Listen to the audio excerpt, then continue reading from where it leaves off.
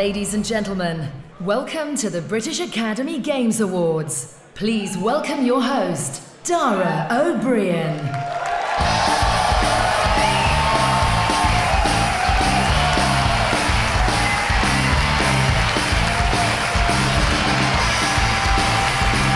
Thank you very much. Thank you very much, ladies and gentlemen. Welcome to the British Academy Game Awards, kindly supported by Game. Hello to those watching live online on the BAFTA website, our YouTube channel, or on Twitch. Our live stream tonight is powered by Alienware, high-performance PC and laptop gaming systems. I'm not reading that in off the queue. That's literally coming from my heart. Those words. It is a pleasure to be here, ladies and gentlemen. This is the fifth year in a row in which I've hosted these awards. For a big hello to anyone who's managed to make all 5 of them. It has been a joy every time, but one thing may have changed.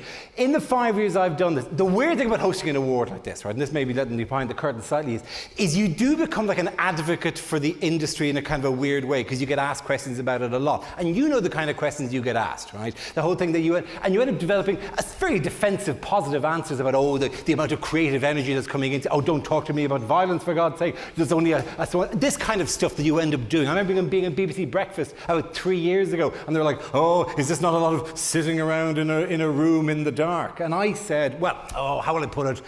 Have you seen The West Wing? And the woman said, yes. And I said, well, that was 7 episodes, 22 hours each series. So that's about 150 hours of sitting in the dark on a couch. So who are you to judge? You just get quite defensive, right, about the whole thing, right? I just did an interview for Sky News about an hour ago, right? And I had all the defences up. I was ready with the speech about violence. I was ready with the speech about how this is the industry that's taking all the creative talent into it. I even had some line about, do you think this is bad for young people? No, bad for young people is being let out outside the O2 at 12:30 at night. That's what's bad for young people in this country, right? That stuff, right? I was all ready to go at that, right? And your man goes, so you're here with the BAFTA and there's lots of nominations. And he says, do you know what I hate? And I'm ready. I am bristling, right? Ready to go. And he goes, do you know what I hate? He says, when you're being shot by 12-year-olds in Germany and there's nothing you can do about it, they're just better at the games than you are, right? And I'm suddenly thrown into this loop of, Jesus, this is an ordinary conversation about games on Sky News. Where do I go from here? And I gave him the violence answer, because it was all I was ready. Violence is obviously... And he was like, genuinely was confused. And he said, no. And like, they laugh at you. And I'm going, well, obviously all the creative talent is mainly moving into the industry at the moment. It's weird, because for a while, because you host this thing, it feels like I'm your representative on Earth, that I'm kind of the guy who gives your message across, right? And there's times that's felt, as you know well, like a weird sell. At 5:30 tonight, I had a conversation live on Sky News, which was just about playing games. The job is done, well done. You're in the race, chair. That's done. We're past that point. It's a pleasure. We've moved on, and we can just listen. You God's sake, you're twice the size of every other industry. It should be, but nonetheless, right, okay. Listen, it is a pleasure to be here, ladies and gentlemen. An absolute delight, and we have an interesting year ahead of us. We have a number of fantastic nominees. Like we're across 53 different games. You've already started cheering your own, which is a wonderful thing to see. You want energy in the room, right? I don't mean partisanship, but stuff you like and stuff you enjoy, and you know the games, right? Now, I should have a big long monologue written about this stuff, right? But the games kind of arrived in a big cluster this year, as you well know, right? I spent most of this year playing last year's game, waiting for this year's games to be released, right? Because you kind of went big on the Q4 this year, right? And I'm not one to, I'd be hypocritical of me to point that out, given that I'm a comedian, and frankly, we always release things on literally the 16th of November. So who am I to give out about the fact that all the games come out at the same time? But I don't, because I don't have a huge monologue, because frankly, I'm at that bit in Far Cry 3 where I've got 5 missions to go, and I'm fecked if I'm not finishing it for the day. Just to be, hello to anyone involved in Far Cry 3, by the way, of all the ones they probably got, congratulations. Merely want to ask why he's so flammable. Is there any particular reason why Jason Brody is constantly patting himself on the arms in the middle of fight? If he walks past a barrel, the guy goes up in flames. It's literally shoot, pat, shoot, pat, citrus boobies. That is essentially the experience of Far Cry 3 for me, like whatever. And it's been a pleasure, don't get me wrong, it's been an absolute a joy to do like whatever, but it is one of those things. I've played a number of them I've got to, and some of them I haven't quite got to. There is one feature, by the way, which is turning up more and more, which is the trippy dream sequence, possibly on drugs. You're loving that as an industry at the moment. You are loving the bit of the game which doesn't really feel like a game because and suddenly it's in a different location and all the physics have been changed. And it doesn't matter if it's Batman and Scarecrow or your man in Far Cry 3 taking the pills or all of Journey or all of Dear Esther. Hello, anyone involved in either Dear Esther or Journey. Fabulous experiences, all that. Journey in particular. Oh, when the little man is in the snow and he can't move on, and you think, please, you're going to die in the snow and you'll never get through the thing. A lot of people found Journey to be a very touching, very moving gaming experience. This sudden collaboration with some unknown person online, the two of you beeping at each other.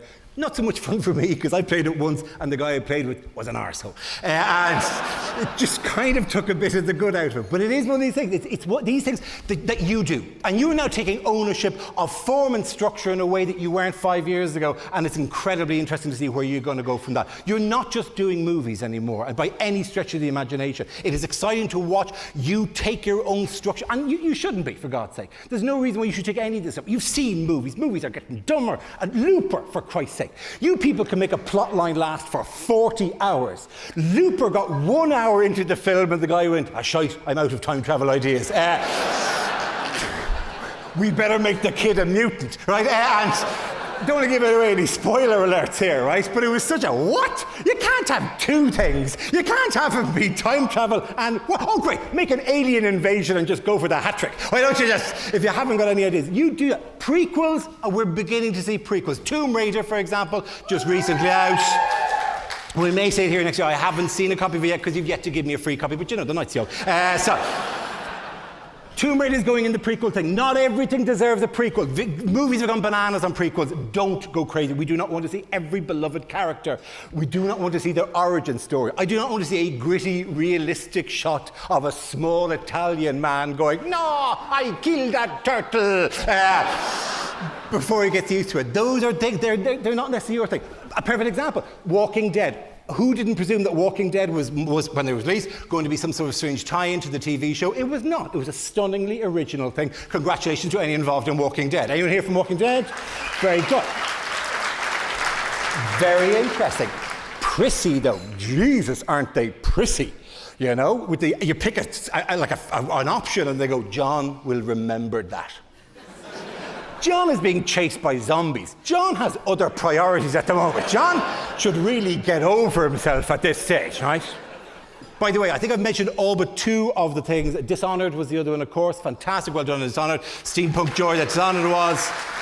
And as ever, FIFA 13, which I think is a particularly brilliant iteration of FIFA 13. They're the 6, by the way. And you'll see more of them. Guten Abend, Boris. Wie geht's? Yeah, good. Okay. It's kind of weird to look down and see Boris Becker staring up at you. Yeah. Stimmt, yeah. So in England, there's NCS. But the one thing I do want to say, and there are new BAFTAs here. There are new BAFTAs here for the Best British Developer, Best British Game. That's fantastic, right? And it does show basically that the BAFTA are supporting this industry at each level. Obviously, they're very high. The Dare to Be Digital level with the very, very low. Last year's winners, TikTok Toys went onto the App Store this week, so that's fantastic to see.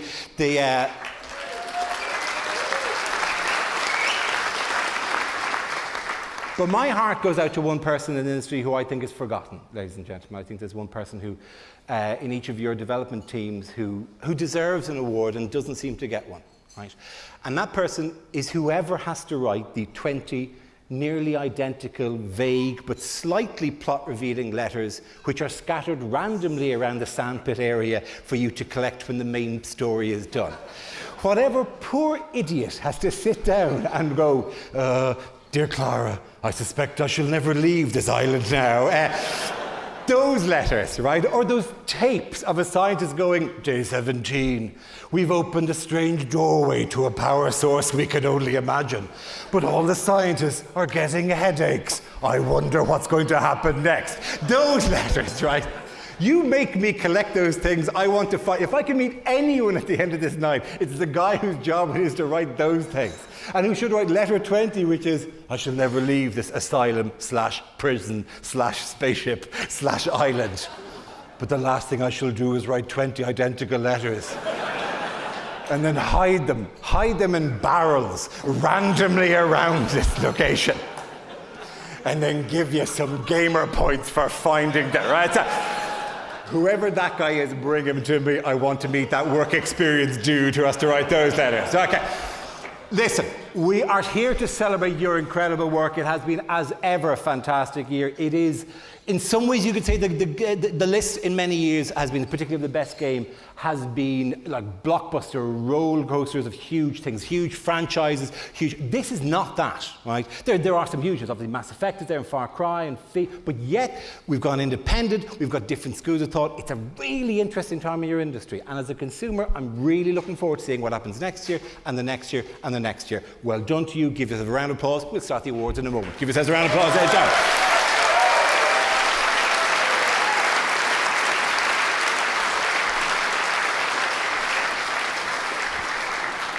But let's get on with some awards, ladies and gentlemen. Aptly enough, the first up is the BAFTA Award for Debut Game. New blood is vital in any industry, except comedy, of course, where we have quite enough. Thank you very much. That's done. To present our first BAFTA, we have an actor and comedian who's won the nation's heart for his performance as Gavin in Gavin and Stacey, and more recently starred as Headmaster Fraser in Bad Education. So please pay attention at the back. Please welcome Matthew Horn, ladies and gentlemen.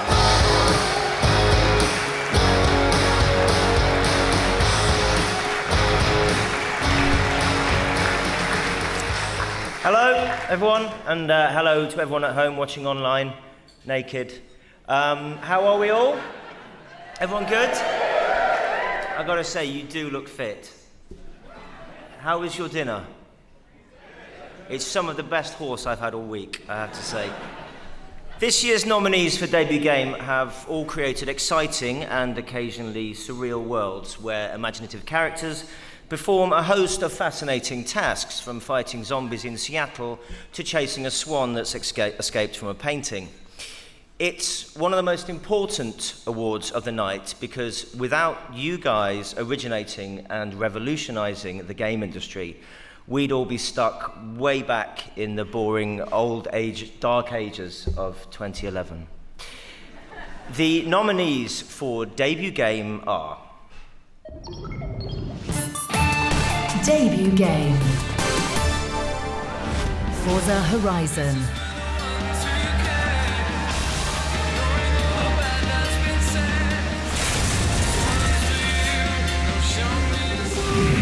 The Unfinished Swan.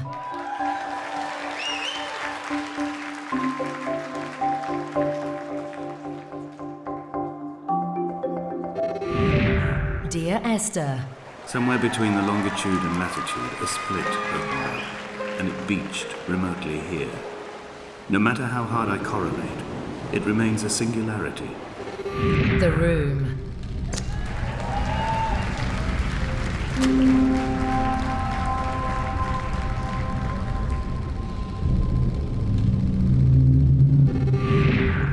Deadlight. This is it. This is what's left of our world now. These are the leftovers of the war between men and shadows. A snapshot of what we've become. Bloody hell on Earth. Proteus.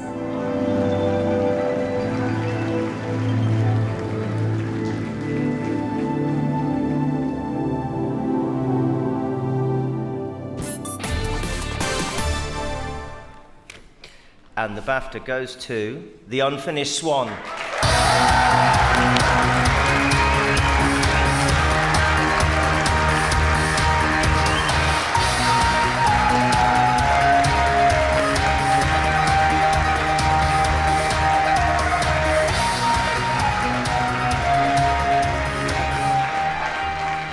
Absolutely blown away to be here. That's incredible.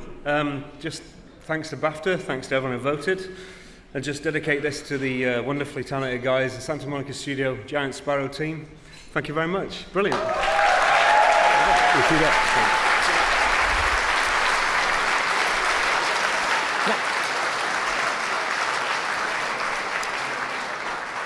The unfinished one there. Played it, haven't finished it. Okay,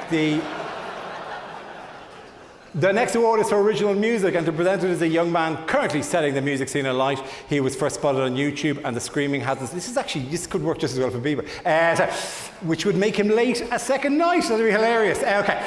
He, however, our guest, whoever lays him, is someone from here. He's a winner of MTV's Brand New for 2012 award and has gone on to perform with the likes of Neo and Rita Ora. Please channel your inner teen and go wild for Conor Maynard, ladies and gentlemen.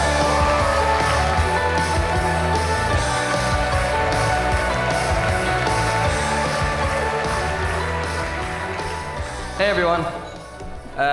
Okay, so lots of things have to combine together to make a great game. And for me, music is definitely one of the most important things. And guns, but mainly music, definitely. So this award pays tribute to the amazing talent that once again has excelled in this genre. Here are the nominees for the Original Music BAFTA. Original music. Assassin's Creed 3.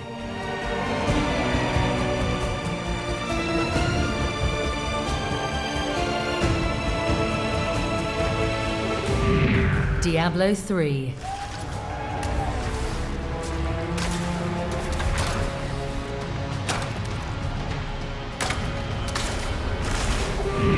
The Unfinished Swan.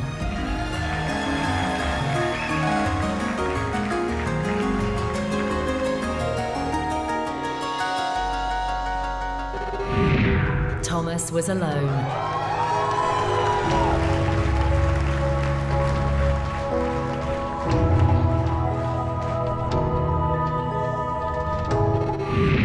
Journey.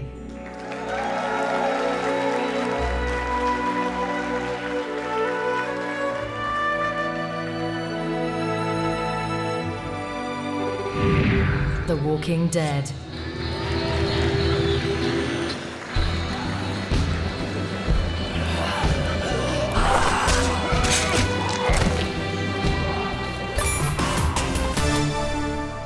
Okay, so the BAFTA is awarded to...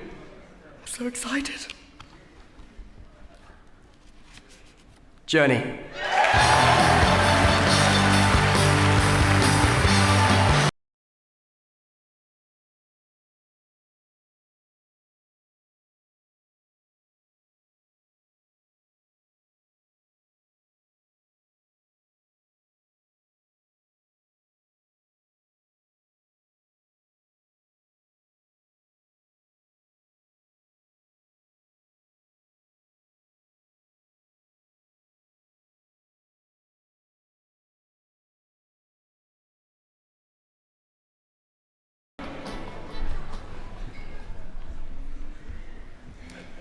Dreams really can come true.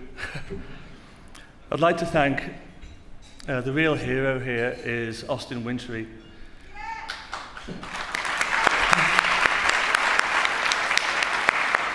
Thanks, Austin, for your wonderful, highly personal, emotional score. Thanks to all the musicians who gave life, spirit, and soul to the music. Thank you to all my brilliant colleagues at Sony PlayStation Music Department. Thanks to that game company. And thank you to the Academy for the tremendous support and recognition they give to the video game industry. Thank you very much.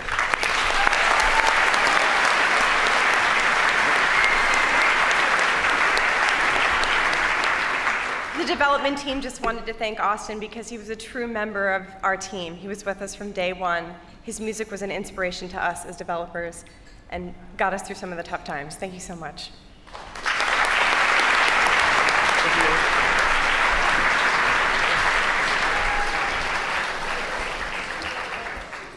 Team from Journey there, ladies and gentlemen, who I suggested should be seated in a different room and really struggle to get here if they won. Man, how young is that kid? Bloody hell. Like a zygote in a tux. Okay. Now it's time for the award for story. Without a story that captivates and engages, you've nothing, and there is some fantastic storytelling out there. So let's find out which of one of these storytellers is going to have a happy ending tonight. That didn't come out the way I meant to. Okay, to present, we have an award-winning scriptwriter who describes herself as a narrative paramedic and is the lead narrative paramedic on the new Tomb Raider game. And with her, we have Jack from the hit sitcom Hebburn, also a brilliant stand-up comedian who's made regular appearances on 8 out of 10 Cats, Buzzcocks, and of course Mock the Week. Please welcome Rihanna Pratchett and Chris Ramsey.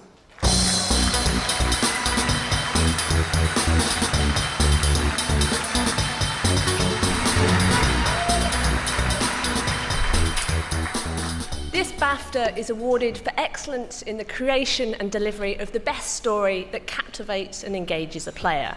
It's not just enough to have a beginning, middle and end. This is about greatness. Hello. Yeah, I'm a little bit, tiny bit nervous to be up here. I know somewhere out there the sick bastards who came up with Dark Souls. Saw them cutting themselves in the toilets earlier. Bit scary. So if you don't, just don't shoot the messenger, right? What do your parents think of you? You're sick. It's a good game though, sorry. Here we go. So, the nominees for story are... Story. The Walking Dead. Just for a month. The hell you will. I'll get more food, more medicine, anything, just... Stop panicking. Seriously, Ben. You need to stop and just take a breath. Thomas was alone. Chris was in love. She was perfect. He had to tell her so. Probably best to wait for a moment the large, ominous pixel cloud wasn't about there. Far Cry 3. The only way off this island is to transform myself. Anything you fancy. Into something I never thought I could become. Dishonored. I will remind you that if your men spend time with any of our ladies, they have to pay. Yes, ma'am. Journey.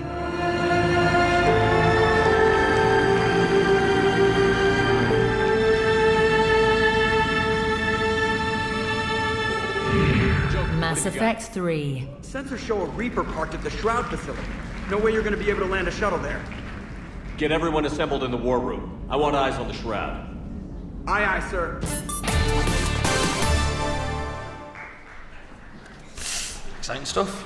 And here we go. I'm chuffed I'm saying this. And the BAFTA goes to... The Walking Dead!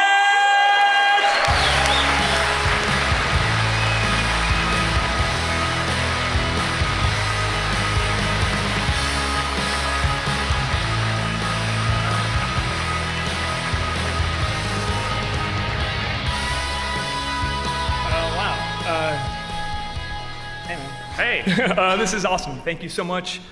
This story probably wouldn't exist without a zillion other people. Everybody at Telltale, every single person there contributed something to this story, whether it's a line of dialogue or a whole moment. Robert Kirkman, obviously. Dan and Kevin, let us tell a crazy story and never told us to stop, which is kind of insane. But thank you so much. This is awesome. Yeah. Thanks to David and Melissa for being Lee and Clementine. Thanks to Kevin and Kirsten, our producers. Thanks to everyone who picked Walking Dead. Thanks to the Academy. Thank you, guys. Thank you so much. Real quick comment. Sean and Jake tend to be real critical of themselves. I wanted to thank them as well for being the creative leads and pouring the foundation for this thing that everybody's responded to so well. So thank you, Sean and Jake.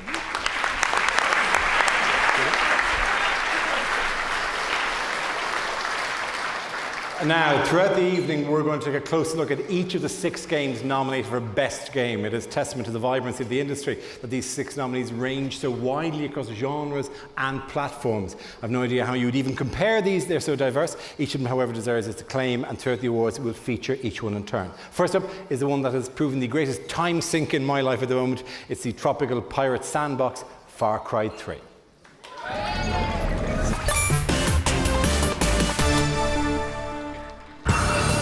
The savages on this island do unspeakable things. I think Far Cry 3 should win Best Game because, you know what, it's a standout open world game. There's been a lot of open world games out there and they often suffer from the side missions being a bit pointless. And I think with this game, Everything about it feels great. It's worth doing the side missions. It's worth driving around. You have the freedom to explore. I think that really is a strong benefit with this game. You play lead character Jason Brody, who's this surfer dude who's partying in an island with his friends. They get kidnapped by pirates. He has to escape. Really, this game's just about point-blank revenge for the death of his brother. I mean, I like the different elements of Far Cry 3. I like the crafting element, which means that you need to skin animals in order to increase your weapon holster, for example. I like the fact you need to collect plants as well in order to gain health or other advantages, hunting skills. That's a really nice touch with it. At the end of the day, it's definitely worth skinning a shark, a Komodo dragon, or a tiger of some sort because of what you can gain from it. Don't worry, I'm here. Oh my God. Stay still. They took Oliver! They took Oliver! Can't do anything about him now. Far Cry 3, for me, is the type of game that I intend to just play 30 minutes of. I'll be like, I'll just nip upstairs, quick go on it. Then 3 hours later, I'm like, what is going on here? I'm skinning more animals. Find me something to skin. What's going on back there? Traffic control. But it's brilliant, that says a lot about it. It's so immersive, it draws you in, and once you're in there, you want to keep playing it and keep playing it. Please. No. I want you to say Mom and Dad.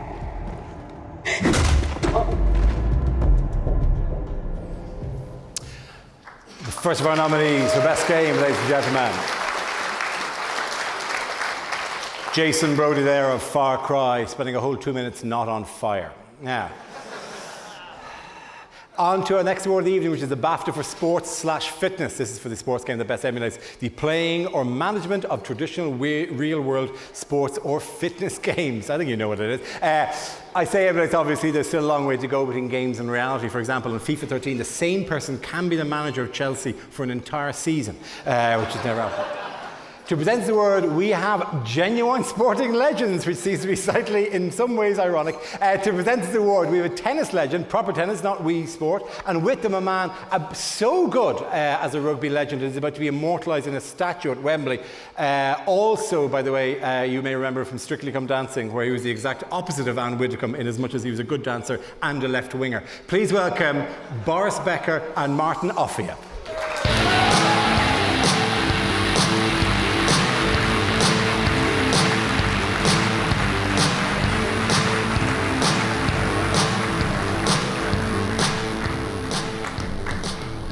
Guten Abend, BAFTA Games. Ich könnte Ihnen den ganzen Abend auf Deutsch moderieren, aber Sie würden kein Wort verstehen, deswegen werde ich lieber in Englisch schwingen. That was a short version for good evening. Good evening, ladies and gentlemen. Yeah, you started it. With the advent of technology, the difference between playing a real sport and a game version is becoming less and less. Although there's still one big distinction, my 3-year-old son Amadeus wouldn't beat me in actual tennis, I hope. Each of tonight's nominees has surpassed themselves at bringing the thrills and the excitement of the sporting arena to the gaming screen. The nominees for Sports and Fitness are... Sports, Fitness. F1 2012.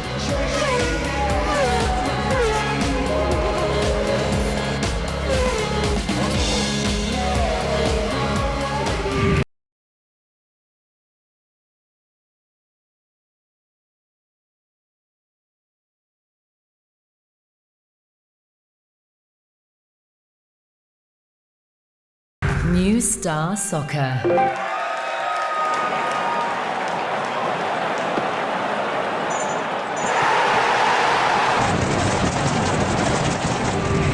Trials Evolution.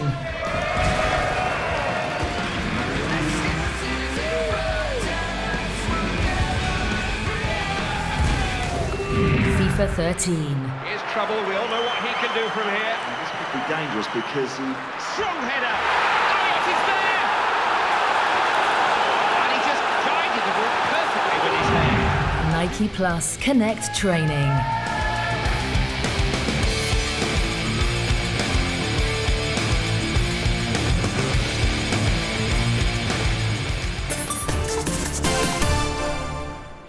And the BAFTA goes to New Star Soccer.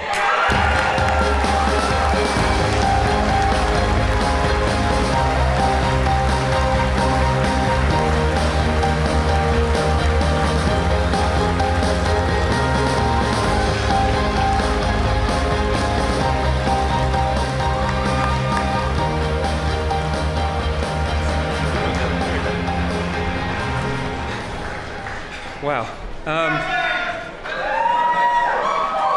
I guess this has been 10 years in the making, 10 years of ups and downs. Times when my wife said to me that I might actually have to get a real job. Fortunately, I didn't have to because she already had one. So. But honestly, I wouldn't be able to accept this award without thanking her. She's supported me all the way.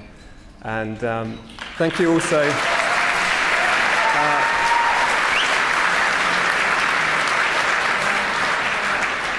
Thanks quickly just to Nick Grieg and John Holden, who've been there right from the start 10 years ago. And thanks to all the passionate fans.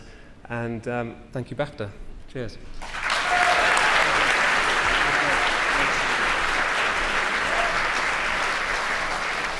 Thank you to Boris and Martin, both of whom, like me, are probably on the wrong side of their international sporting career at this stage. So, now it's the BAFTA for Game Innovation to present this award. We have a man best known for presenting the ITV breakfast show Daybreak. He's also a former professional tennis player himself and once been Andy Murray, which probably means now he's still British number 4. Please welcome Dan Lobb.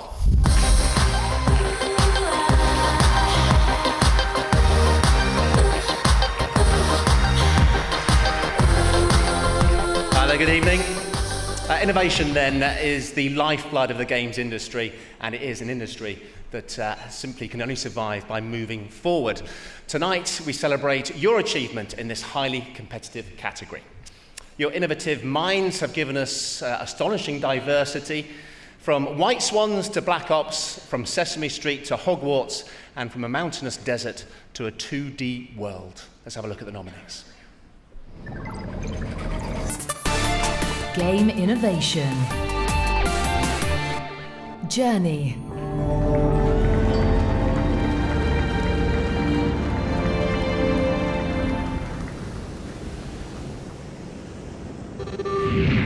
Connect Sesame Street TV.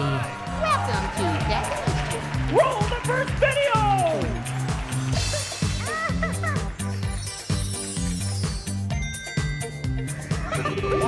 The Unfinished Swan.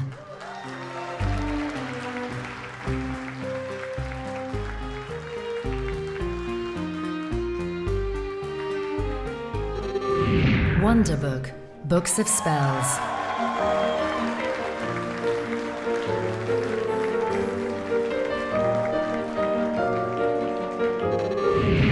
Fez.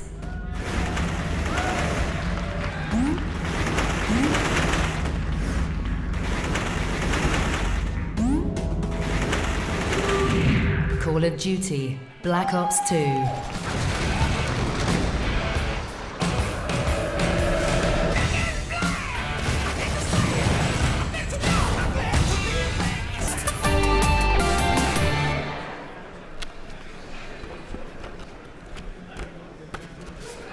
And the BAFTA goes to The Unfinished Swan.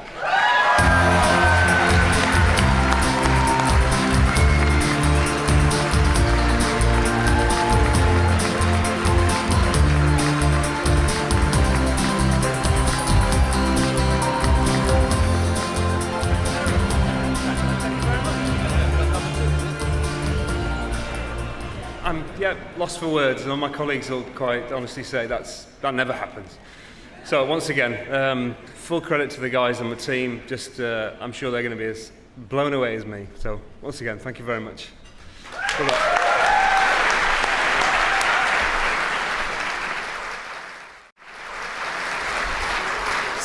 Still to come, we've got the awards for Artistic Achievement, Strategy and Performer. But first, let's take a look at the next of our 6 nominees for Best Game, the latest iteration of the increasingly realistic and constantly addictive FIFA 13.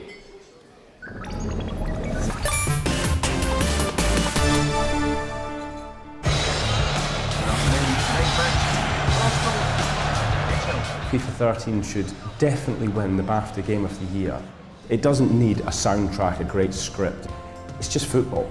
It writes its own story. Nobody's quite sure which way this one's going to go. Well, form-wise, pretty even. Ability-wise, pretty even. Managers both know what they're doing. This is going to be tough to separate. I think the game makers of FIFA 13 don't get enough credit for how clever they are in actually tweaking that game and improving it every year.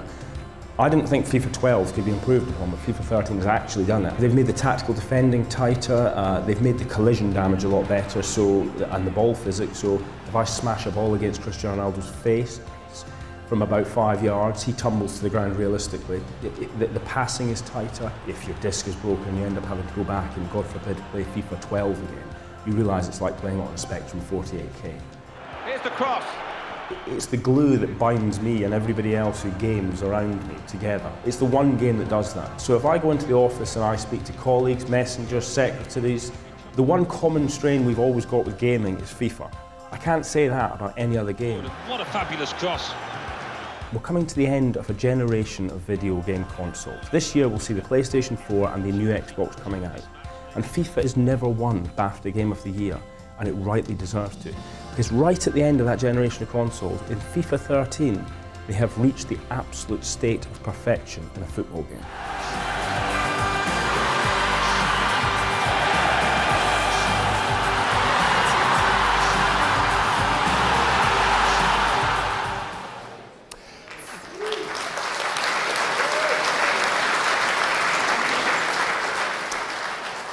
FIFA there, who for the last 2 years have put both Jack Wilshere and Alex Oxlade-Chamberlain on the cover, and every time they do, they get injured and don't play for most of the season. So screw you, FIFA. We move on to the category for artistic achievement, and to present this award we have, continuing with the football team, the co-host of Sky Soccer AM. She apparently has been hosting this show since 1995, which presumably meant she started when she was 3 years old. Please welcome Helen Chamberlain.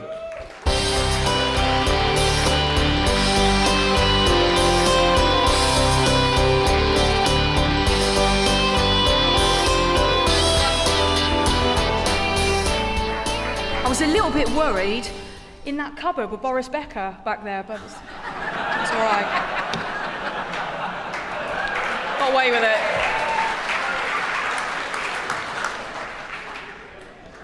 I might be pregnant. Each year, the standard for the combination of music, visuals and storytelling increases dramatically, and this year is no exception. Wherever the game takes us, may it be a distant desert mountain, a Hebridean island, or a bank in San Francisco, the one thing that every one of these nominees has done is create a dramatic, awe-inspiring world we want to visit again and again. This is the longest I've been away from my kingdoms of Camelot Village, you know. And the nominees are... Artistic Achievement. Borderlands 2.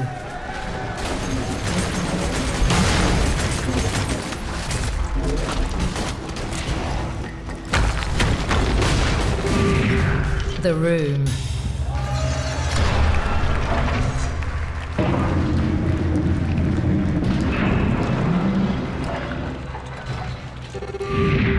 Far Cry 3.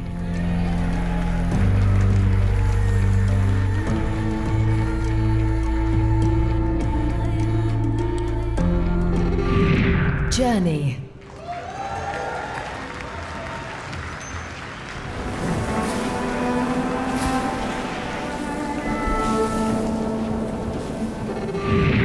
Dear Esther.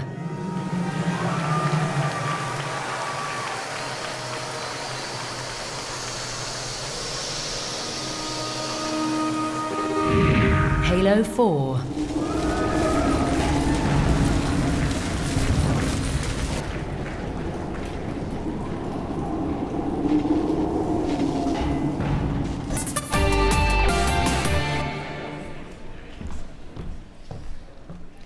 And the BAFTA goes to Journey.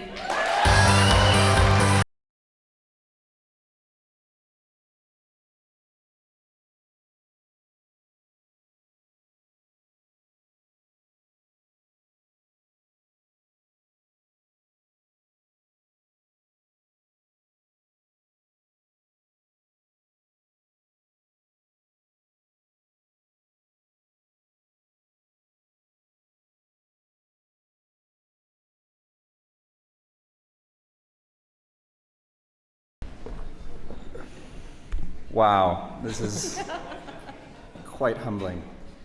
As an artist, I think an award like this is something you can only dream about, so actually standing up here is so surreal. And I'd really just like to thank all the artists I worked with on Journey.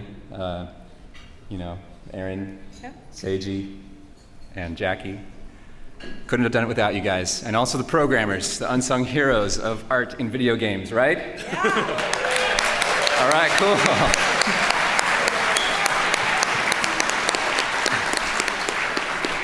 All right. So yeah, thank you so much.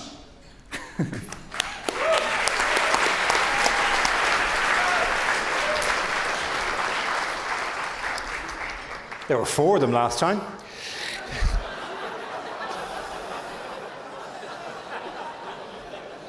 Maybe we should keep giving them awards and we'll find out who the real boss is of that particular operation. Now we have the BAFTA for online browser for the best online gaming experience, including social, casual and browser games. To present this award, a former England rugby player who had his promising career cut short by a tragic accident. He now spends his time raising money for spinal care, as well as being the driving force behind Special Effect, the charity that helps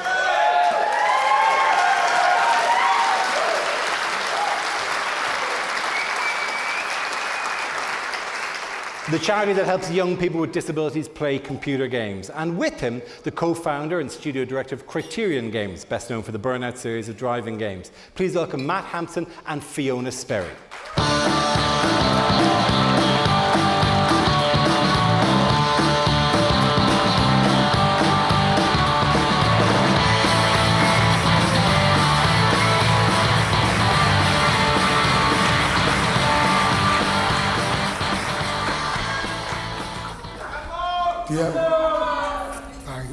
Thank you. People say I look like a forklift in these shoes, but I don't know where they got that from.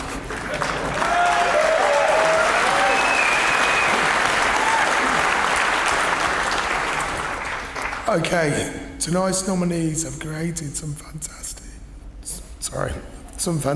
games that have entertained hundreds of thousands of people, from Dick and Dom in the fairground to amateur surgeons in a legal hospital, to name 2. But the one thing tonight's nominations all have in common is that they keep us glued to our screens. Let's take a look at the nominees. Online, browser, Merlin, the game.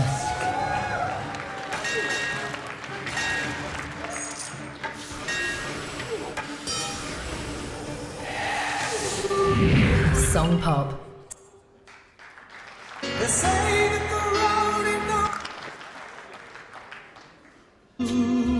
Love can make it take Dick and Dom's Hoopla.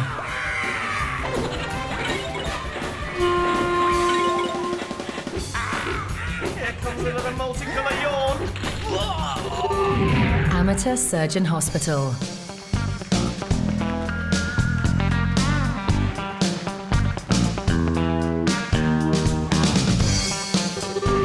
The Settlers Online.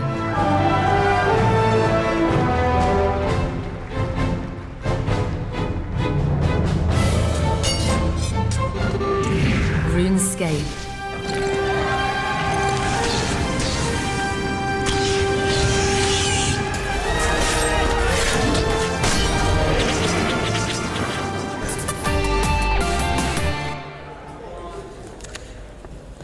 And the BAFTA goes to, Matt's going to read it out.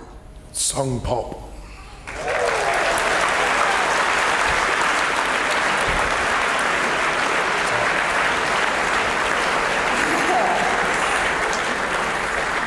The curse of the developer. Unfortunately, Song Pop can't be here tonight due to work commitments.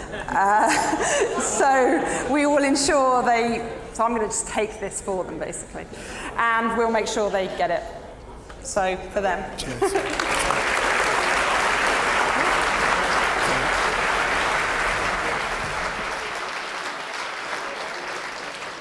Next up, the BAFTA Ones to Watch Award in association with Dare to be Digital. This award celebrates the stars of the future. Please be generous with the applause, because these young, up-and-coming geniuses are the visionaries who in just a few years' time will be employing all of you.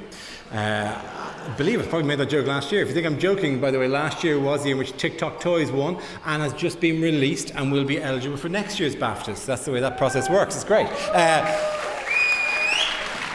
To present this award, we have someone whose last award was slightly higher than a BAFTA. It was a CBE. He's the co-founder of the Fighting Fantasy role-playing gamebook series. Tonight he'll be playing the role of BAFTA presenter. Please welcome Ian Livingston.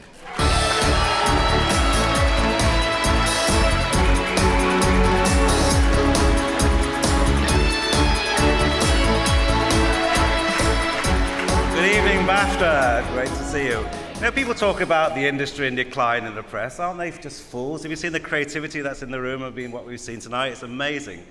And with computer science on the national curriculum, tax credits just around the corner, super fast broadband, the world is yours. The baton is being passed to the next generation. These are fantastic times. You're so lucky to be in the games industry now. It's fantastic. Anyway, on to the autocue. The nominees for the One to Watch Award have lots in common. They're talented, intelligent, and most of all, incredibly nervous. Probably not. These young men and women are BAFTA's tips for the future. And remember, you saw them here first. The nominees are... BAFTA Ones to Watch Award in association with Dare to be Digital. Pixel Story.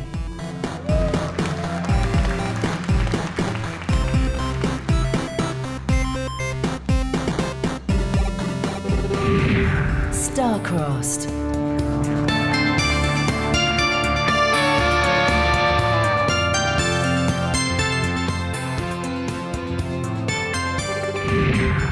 Project Thanatos.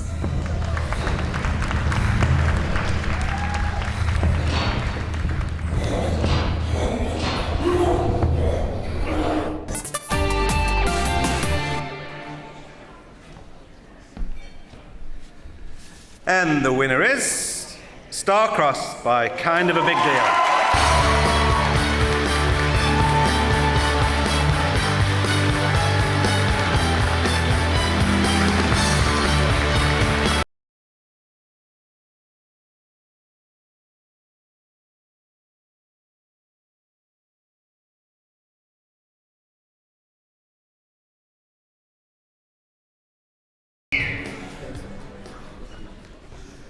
All right, hi.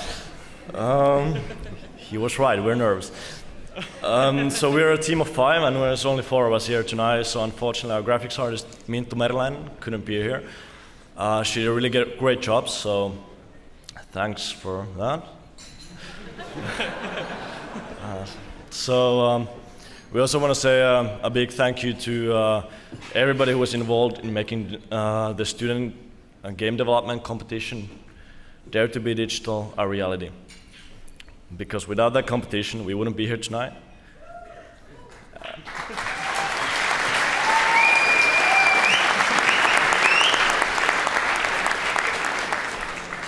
And without that competition, it'd be much, much more difficult for us to ever land a job in the video game industry that we're all so passionate about. And we also want to say a thank you to our university for sponsoring our trip here tonight, because without that sponsorship, we would have had to stay home. Thank you very much.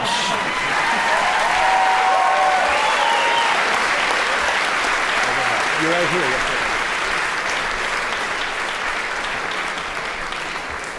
Congratulations to them, and indeed to Abertay University, which has its continued a stranglehold on this particular award. Back up to Dundee again with that. Well done to you. Superb programme you're running there. Now, let's take a look at a third of our nominees for the Best Game BAFTA, Steampunk Adventure Game, Dishonored.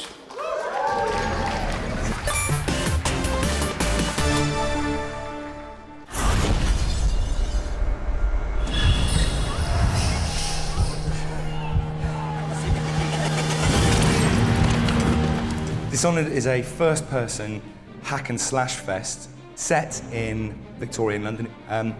You play the character of Corvo, who was the Empress's bodyguard, and in the first scene, she gets murdered and you get blamed for it. So you're slung in a prison cell, and then it's up to you to try and redeem yourself.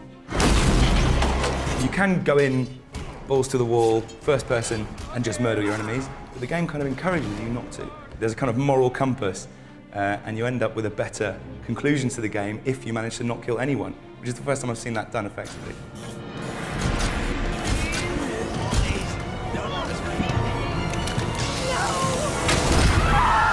I tend to be the kind of gamer that can pick up a game and put it down again, and I'll play a game for a little bit and just give up. Dishonored, I literally couldn't put down. It's brilliant. I played it all the way to the end, and then I've been back and I've tried to do the levels in different ways. It manages to marry so many incongruous elements that in another game they might not have managed. You've got the art design, which is this kind of grimy London, plague-ridden assassinators' heaven, and it mixes that with very absorbing gameplay that you can totally immerse yourself in. Very creative ways to off your enemies. The sound design's phenomenal. It really drags together so many elements and knits them and makes them one amazing immersive experience. And for that reason alone, I think it's got to win.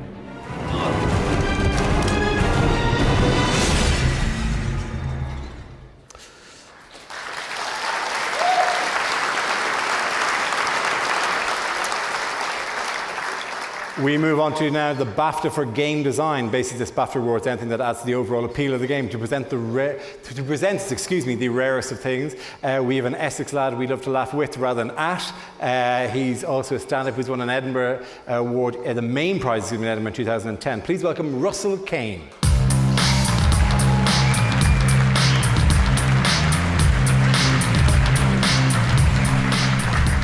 Evening BAFTA Games, how are you doing? Thank you for filling my childhood with characters, even if they were pixelated. Thank you. I had friends in that world. Right, this is the BAFTA for game design. These are all the geeky elements, game mechanic, use of controls, pacing, second-to-second game design, the real nuts and bolts. I was so excited when I learned I was presenting this one, I nearly ejaculated a prime number. That's how geeky it is. In fact, I might just squirt binary code onto Boris in a cupboard backstage. Anyway, I think we should now peruse the nominations, don't you, Dara? Roll those mofos. Game design. XCOM, enemy unknown.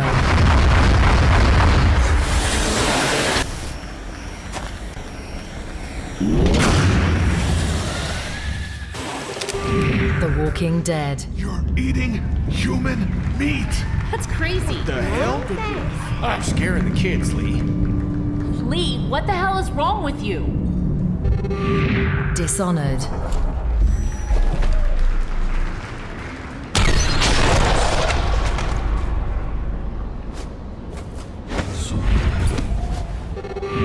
Journey.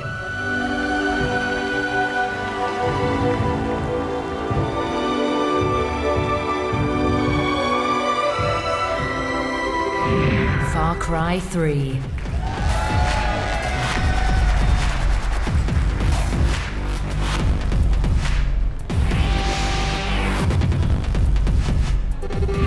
Borderlands 2.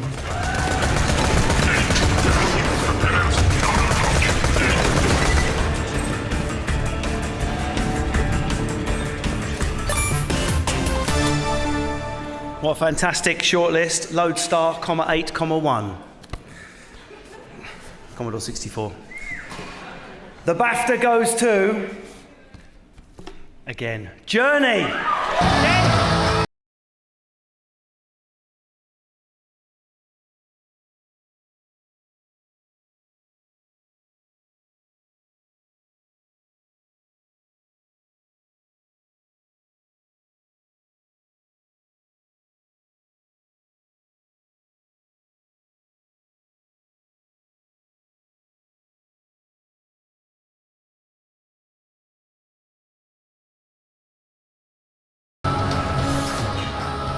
Hey everyone, wow.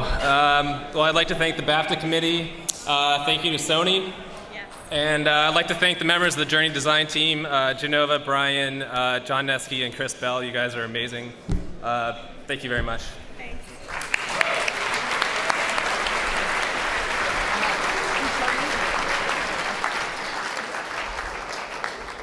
Yeah, their speeches are getting shorter as well, aren't they? Yeah. Jesus. If they win anymore, it'll just be like, whatevs, and off. We now come to the BAFTA for Strategy to hand over this prestigious award. We have a wheelchair basketball player who's a regular at the Paralympics, whether it's winning a medal in Athens or commentating in London, and with them a BAFTA winner herself, the creator of the SingStar franchise. She is currently the CEO and co-founder of Inensu UK. Please welcome Adi Adepitan and Paulina Bozek.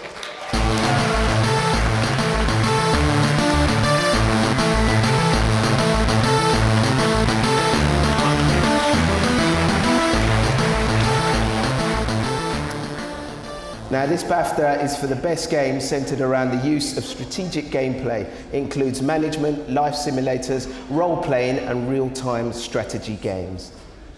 Now, as someone who has previously been lucky enough to receive one of these awards, I know what it's like to be sitting there and waiting for the presenter to stop going on and announce the winners. So, shall we get on with it? The nominees for strategy are... Strategy. Total War Shogun 2, Fall of the Samurai.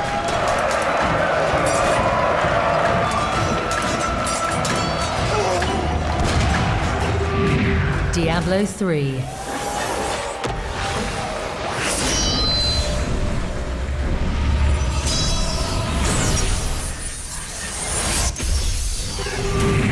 Football Manager 2013.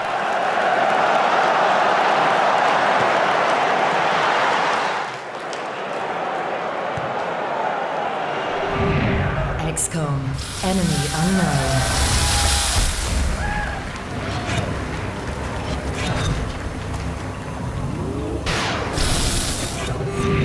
Great Big War Game.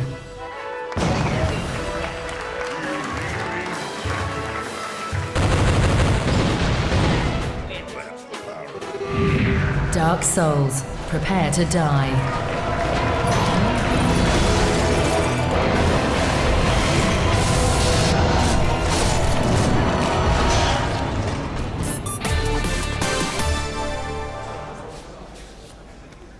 And the BAFTA goes to XCOM Enemy Unknown.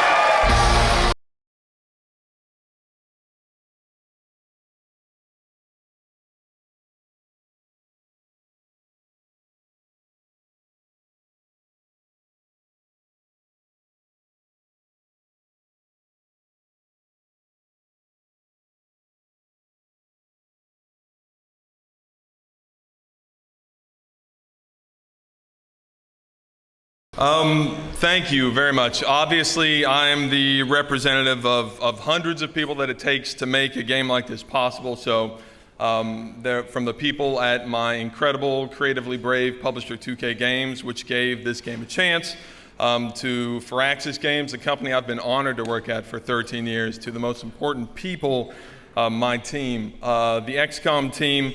They're the best team I've ever worked with. They're passionate, they're very knowledgeable, and they sacrificed ungodly time to make this game a reality. And I say with all honesty, they're the ones who deserve all the credit. So on their behalf, I humbly accept this award. Thank you.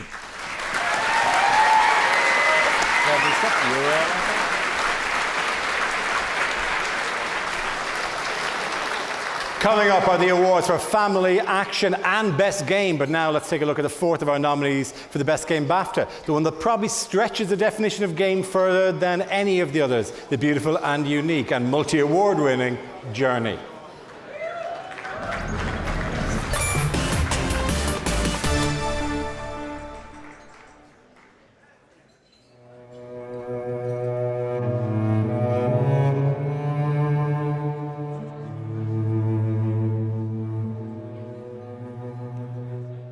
I think people are looking increasingly for something different from a game, something affecting, something a little bit more, dare I say, artistic, and Journey has really tapped into that prevailing feeling.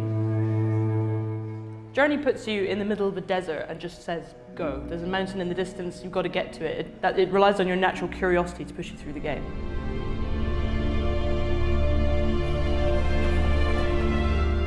Playing Journey is like being part of somebody's beautifully directed dream. It's the sound direction, art direction conflate very beautifully. It's thematically very consistent. It's gorgeous to play. It transports you more than any game I've ever played, I think, ever. It transports you into a different world for those few hours.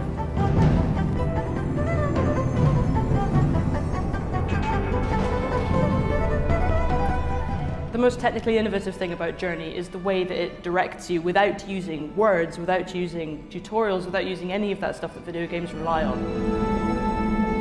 It's Journey's subtlety and its absence of tasks and puzzles and enemies and all these challenges that you're used to seeing from video games. It's its own thing. It's very unique and it's completely different from everything else that's around. I think that when you play Journey in the context of everything else that was out last year, you really see how brilliant it is.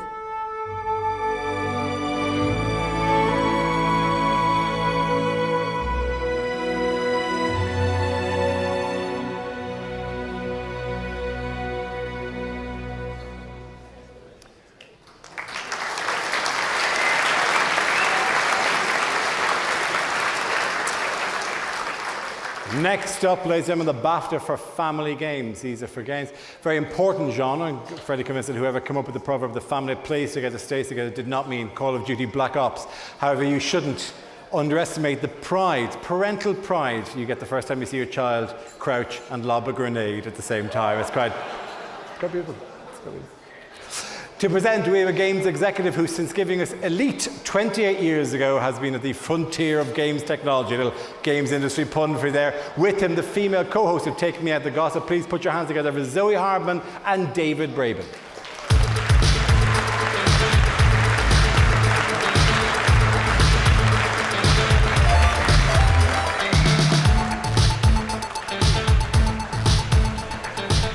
So glad I didn't do a Jennifer Lawrence just then. Well, what a great year it's been for games.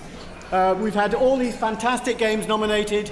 We've had Raspberry Pi, we've got Tax Break, so many other great things.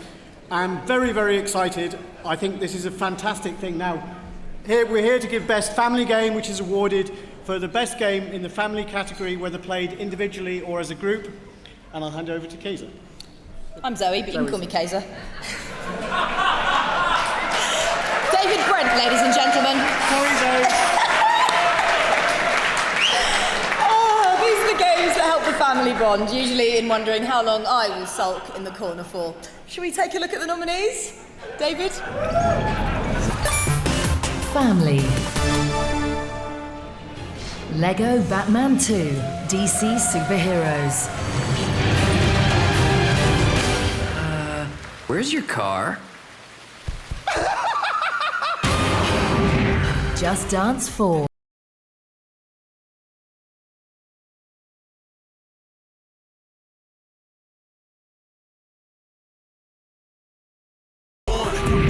Clay Jam.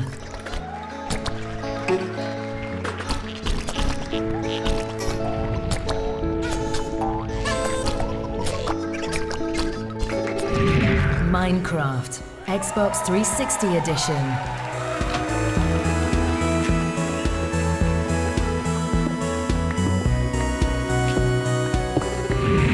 Lego, The Lord of the Rings.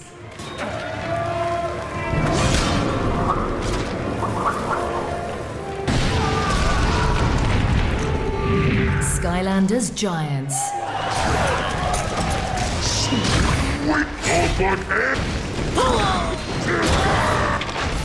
You got tree ripped. And the BAFTA goes to Lego Batman 2, DC Superheroes.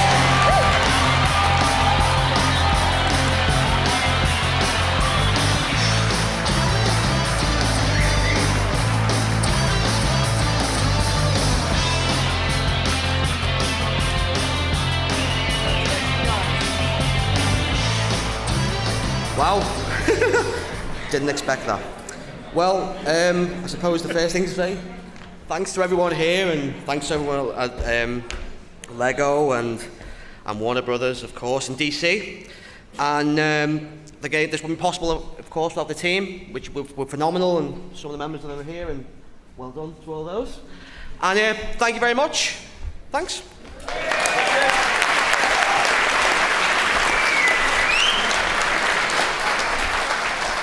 Next up is a BAFTA for Audio Achievement to present as one of the hosts of the Gadget Show. I can only thank her for taking time out of her dream job of playing with gadgets all day to come here tonight. And with her, a man who wrote his first game when he was 11 years old. But despite such a late start, he went on to co-found Gearbox Software and is currently CEO and president of the company. Please welcome Pollyanna Woodward and Randy Pitchford.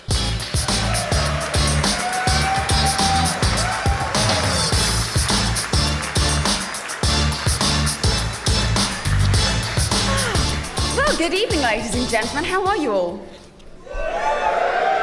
Obviously need more alcohol. Now, I don't know about you, but I actually fancy locking myself in a dark room for at least about a month. Obviously to game. Yeah. All right, guys. The Audio Achievement BAFTA awards excellence in the design and application of sound, dialogue, and music to create an exceptional audio experience. And that's good because my understanding is they're having some problems with the video, so we're not going to actually watch them. We're just going to listen to the actually, I think they got it sorted. So let's watch the audio nominees. Audio Achievement. Assassin's Creed 3.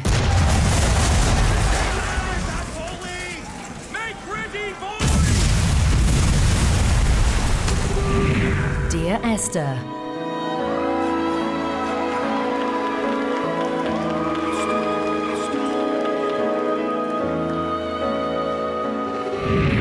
Beat Sneak Bandit.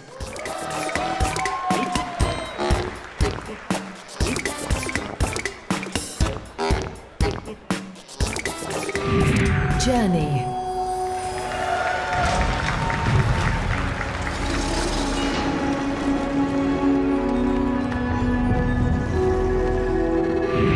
Far Cry 3.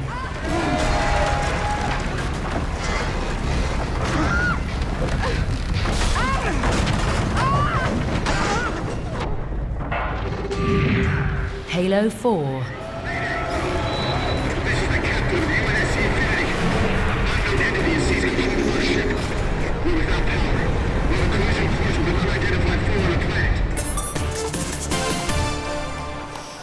And the BAFTA goes to the table that seriously should be wearing pedometers. Journey.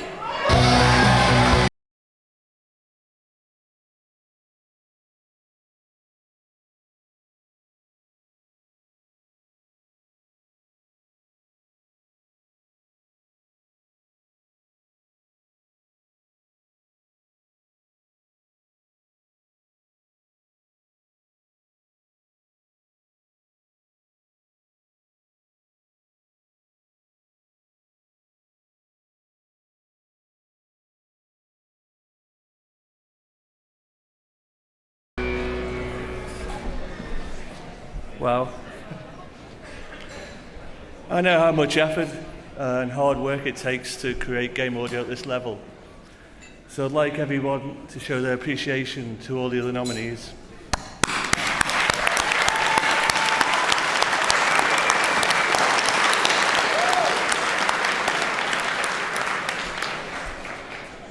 I'd like to thank Steve Johnson for his subtle, sophisticated sound design, Austin Wintry, of course, for his wonderful score, and all the audio guys back at Sony PlayStation. Hi, fellas. I think I'll regret that tomorrow. Everyone at that game company, and my beautiful wife, Carol, my wonderful sons, Simon, Jonathan, and Michael. Thank you.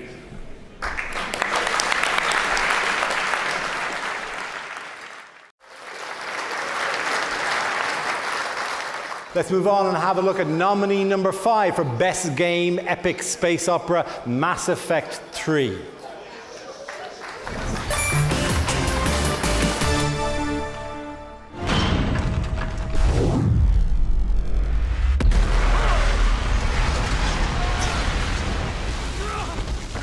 For me, Mass Effect 3 is one of, if not the best game of the year.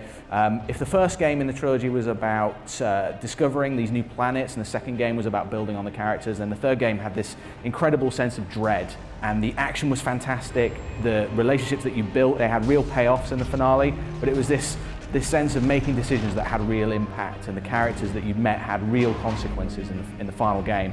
And I think Mass Effect 3 did that in a way that we could never expect, and it was a real high point in an already great trilogy. What about Earth, sir? We'll just have to hope Anderson and what's left of the Alliance forces can hold out until we've dealt with the enemy. The multiplayer I thought was very good. It was an integral part of it. I mean, that's a testament to the quality of the game, that you'll want to go and play the multiplayer and level your character up so that you get the most ready for this intergalactic battle. We get to that temple and the Reapers are history. The action's improved on the last game, the graphics are even better, the gunplay is I mean, it's the best that the series has ever seen, I believe. But it's the thing that's impressed me the most about Mass Effect 3 is the relationship that you've formed with the various characters through the first 2 games if you've played them. There's a real connection there, and when inevitably they do die or bad things happen to them, it feels almost worse that this one character has died rather than an entire planet or an entire civilization, and that's a real achievement, I think, in the narrative form, let alone games.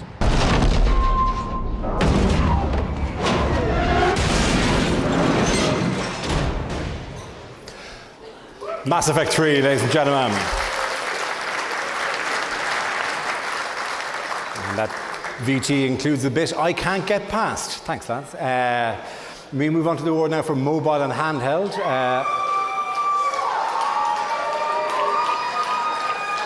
Always an enthusiastically received category for some random reason. Let's scroll past these two, right? Needs to be, yes. Okay. Yeah, let's go past it. Let's just get to whoever we bring out. To present the award, we have not 1 but 2 stars from Hollyoaks, ladies and gentlemen. Yes, Hollyoaks. Hollyoaks, the Scouse Logan's Run. Set in a nightmare future where nobody's allowed to live past 27. None of you have watched this. They play Ruby and Barney. That's all you need to know, ladies and gentlemen. Please welcome Anna Schaffer and Tom Skur.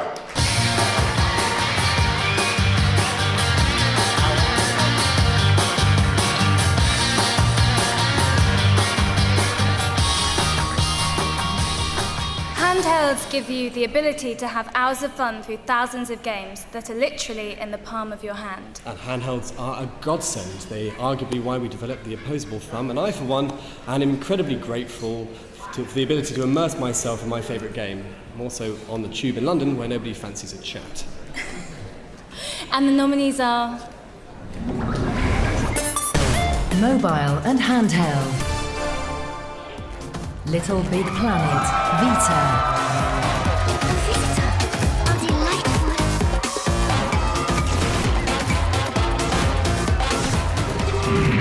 New Star Soccer.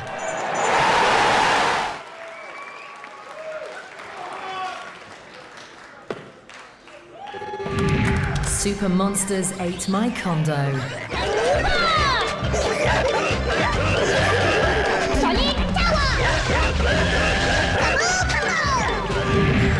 The Room.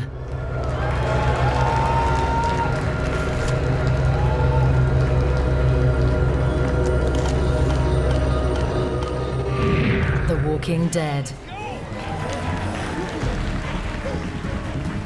Please, we can't just leave him like this. It has to be now.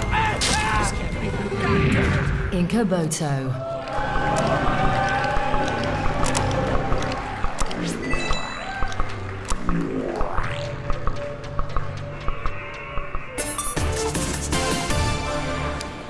And the BAFTA goes to... The Walking Dead.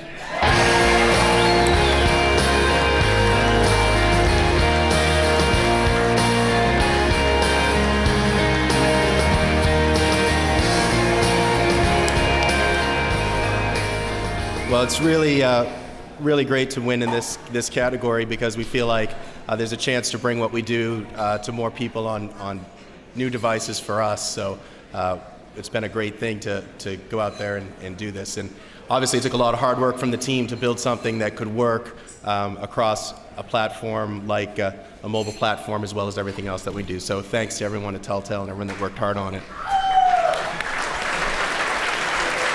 I'll add, we were excited from the start to be able to present this game that's so focused on narrative and characters and relationships, and provide that exact same content for a mobile experience. So it's been kind of thrilling for us to be able to do that for fans of the series, and to see people out there responding to what we've done, having played it solely on iPad or iPhone.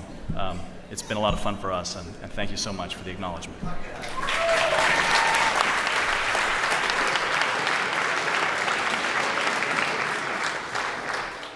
Is it just me, or does that last guy who spoke look like a character from The Walking Dead?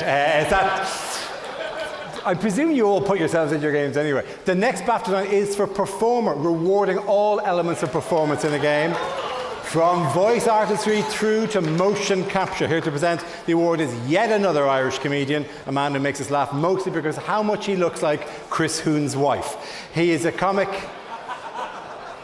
who lives and breathes games. He really is a visual gag. I don't know why I said it without him being here. Lives and breathes games, so much so in the unlikely event that he ever died in his arse, he'd always have 2 lives left. Please welcome my old mate, Ed Byrne, ladies and gentlemen.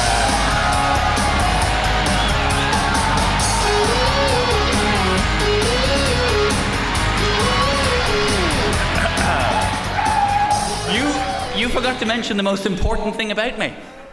That I am the man who introduced Dara O'Brien to Xbox Live. It's a fact.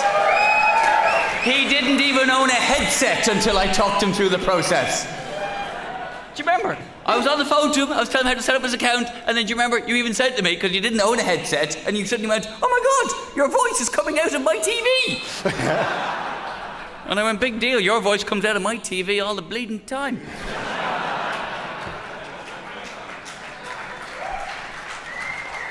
A lot of tonight's awards, ladies and gentlemen, have gone to the pioneers and innovators behind the scenes and the brains of the operations, but this BAFTA is for the people who put themselves out there in front as the performers. They contribute sometimes a small, but always a vital contribution to the overall brilliance of a game. I'm a massive fan of all these games, and tonight's nominees have lent their considerable skills to them, and during the many hours I spent playing these games, these nominees have all helped me, just sort of quell that and suppress that guilty nagging feeling I get when I've been playing a game for too long and I should really be doing something useful like writing jokes or tidying the house or investigating why my kids have been crying for 2 hours. The nominees for performers are Performer Nolan North, Uncharted Golden Abyss. What's the matter? Couldn't find your baby hippo boots? So now you've joined Greenpeace all of a sudden? It's just I don't go around wearing endangered species on my feet. Melissa Hutchison, The Walking Dead. As fast as we can. We can't. There's thousands of them outside. We have to. I'll protect you. We'll push No, through them. no, that's crazy. Danny Wallace, Thomas Was Alone. Chris wondered if Thomas was still alive somewhere. He wasn't going to go looking for him, but he did wonder, and that showed character. Nigel Carrington, Dear Esther. Who was Jacobson? Who remembers him? Donnelly has written of him, but who was Donnelly? Who remembers him? Adrian Huff, Assassin's Creed 3. For what it's worth, I'm sorry. As am I. Dave Fennoy, The Walking Dead. Not till you're away from me if I turn. No, you can't. You can't do that. And the person who now gets to call himself a BAFTA-winning actor is Danny Wallace for Thomas Was Alone.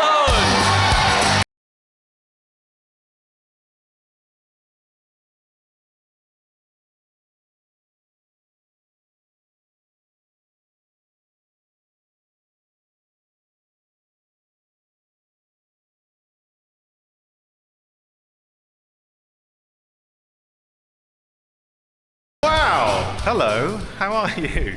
This is amazing, but I mean, this is Mike Bithel's award. Mike Bithel. who I think is a man who really kind of epitomises, you know, the UK kind of indie gaming scene. He made this game essentially on his own. And David Housden provided incredible music as well. And I just tried not to ruin it. So I would like to say thanks to Mike Bithell for this award, and thanks to BAFTA, and congrats to everyone who is nominated tonight. Thank you very much.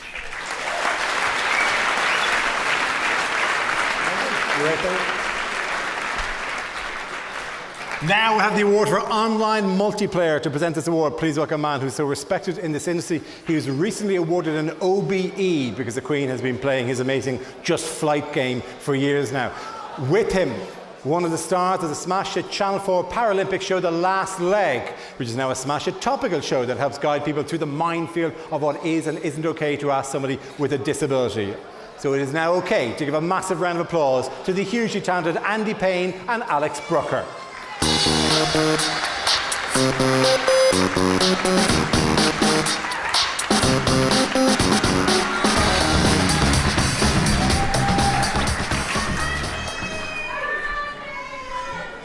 Stop cheering him, I ain't said anything yet. I'm a massive fan of online gaming, mainly because there's nothing better than beating the 12-year-old French kid on FIFA with a last-minute goal and then sending a message after just saying, lol. I am too short-sighted to read the auto cue. I'm a massive fan of Alex Brooker, who is, for me, the white Chuck D.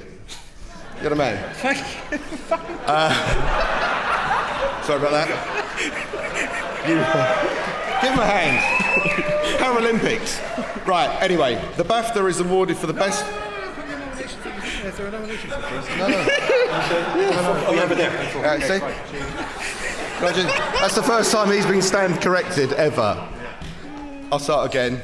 The BAFTA is awarded for the best online multiplayer game experience, something this year's nominees have really, really excelled in. Let's take a look. Online, multiplayer, Halo 4.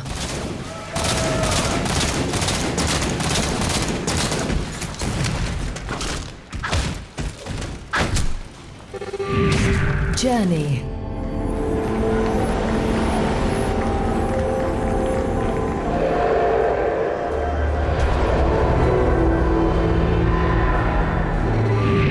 Borderlands 2.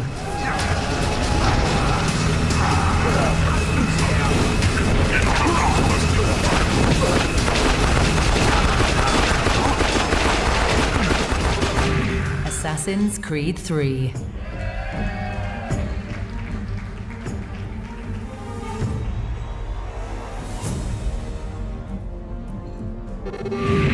Need for Speed Most Wanted.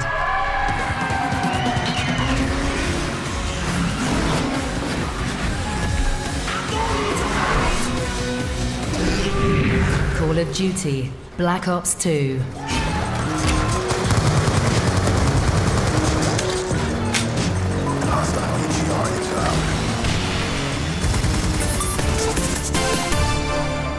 And the BAFTA goes to... Journey.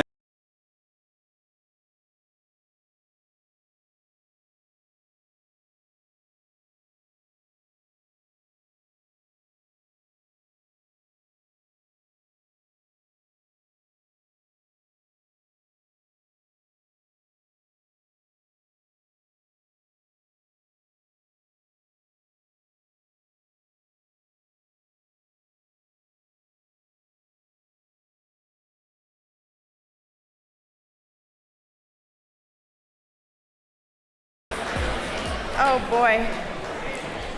First of all, we would just like a round of applause for all the nominees in this category. You're all great games.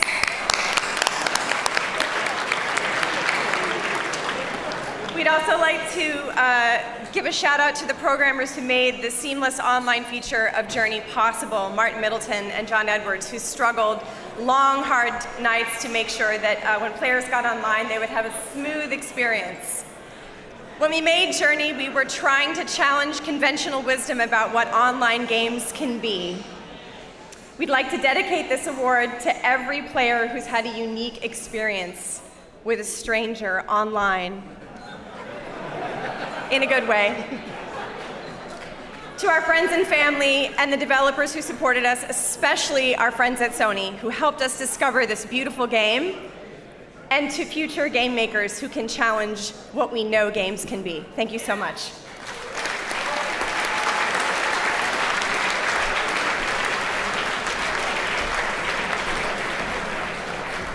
The team from Journey would now like to thank the guy who makes sandwiches near them, the air conditioning unit in the office, cutlery. Just that you want to thank Cutlery for all it's done over the years. We are mere moments away from the awards for British Game, Action and the prestigious BAFTA Fellowship. But first, let's take a look at the last of the 6 nominees for this year's Best Games. The zombie thriller whose greatest shock was there wasn't some cheap TV tie-in. Ladies and gentlemen, The Walking Dead.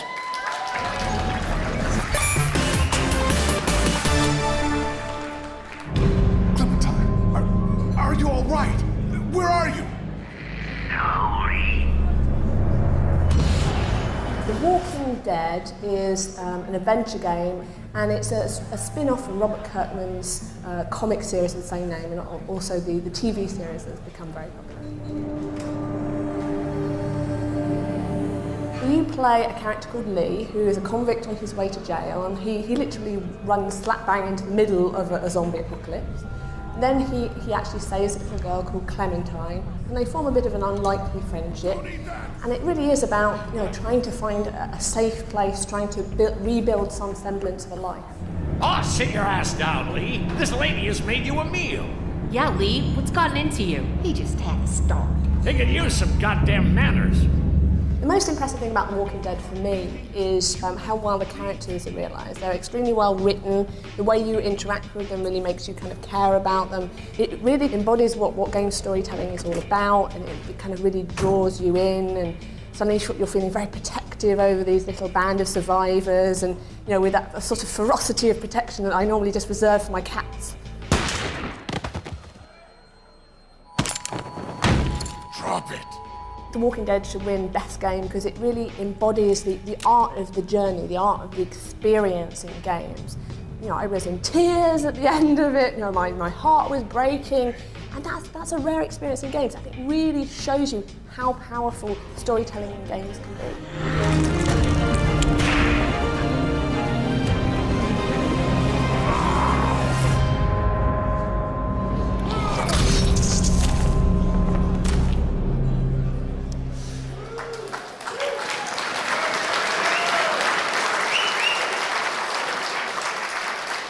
Now we come to a brand new category, the BAFTA for British Game. Presenting us, we have someone who did Britain proud in 2012, although who knew competing at the Olympics would merely be a warm-up for his big success of the year, winning Strictly Come Dancing.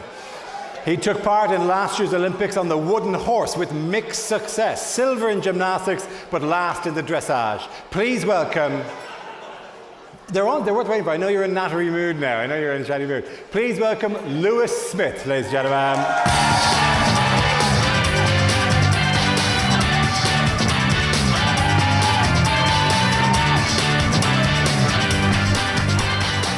They're actually really heavy. I'm scared I was going to drop it like the last guy.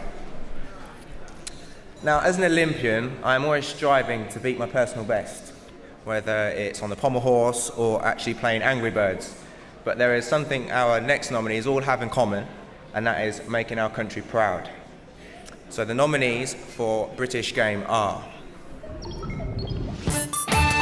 British Game. Lego, The Lord of the Rings.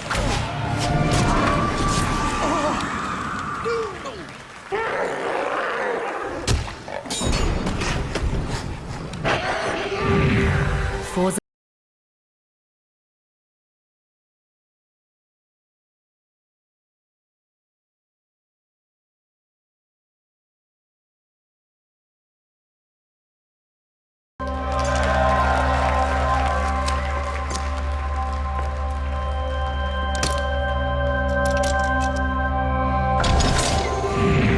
Super Hexagon.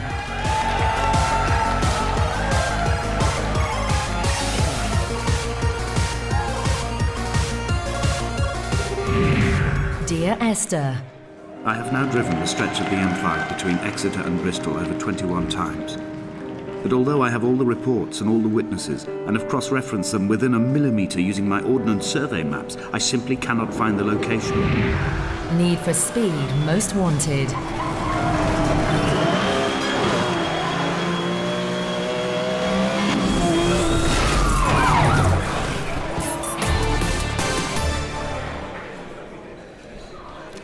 And the BAFTA goes to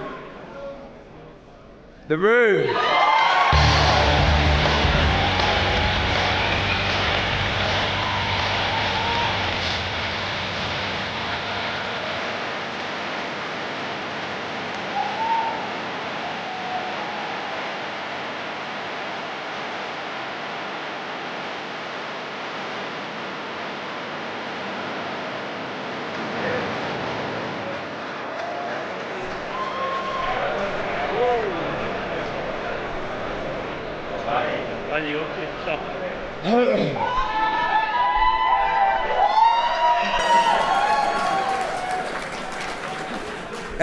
Not all our team could be here tonight, so these guys are representing the 300 we have back in the office.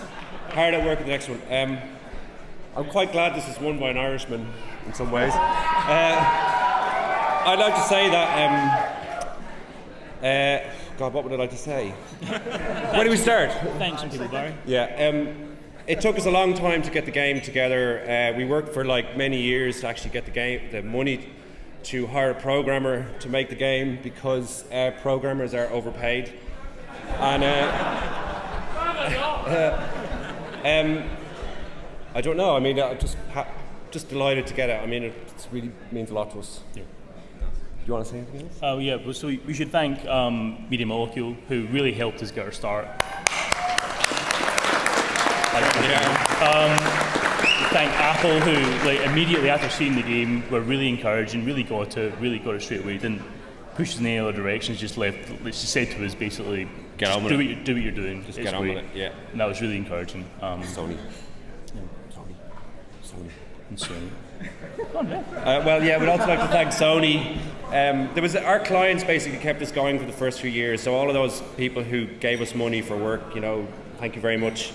And that includes Sony, Media Molecule, Freestyle Games, and who's the one? The mighty Blur. Thanks, guys. Well, thank you very much. Thank you.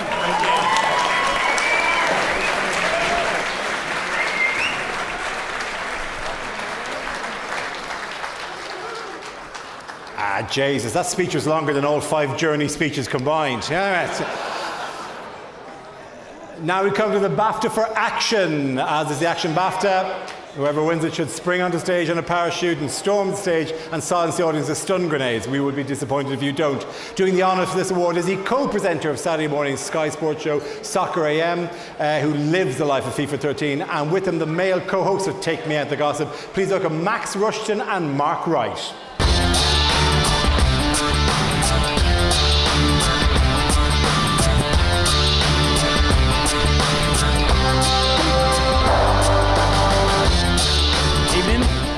Hello.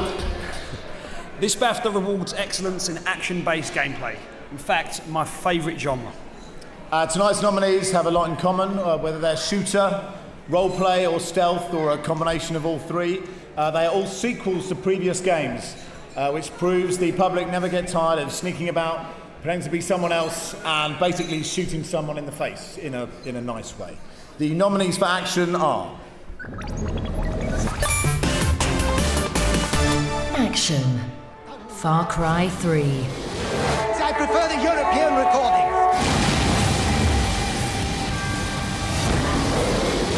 The brass sections in American orchestras too bombastic. Borderlands 2.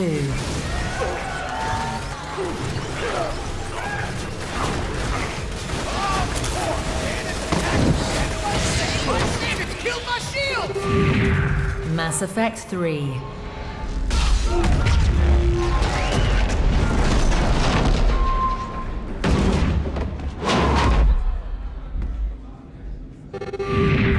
Hitman Absolution.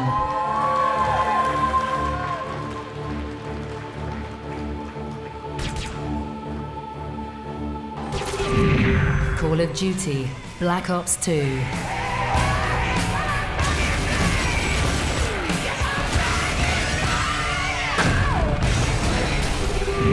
Halo 4.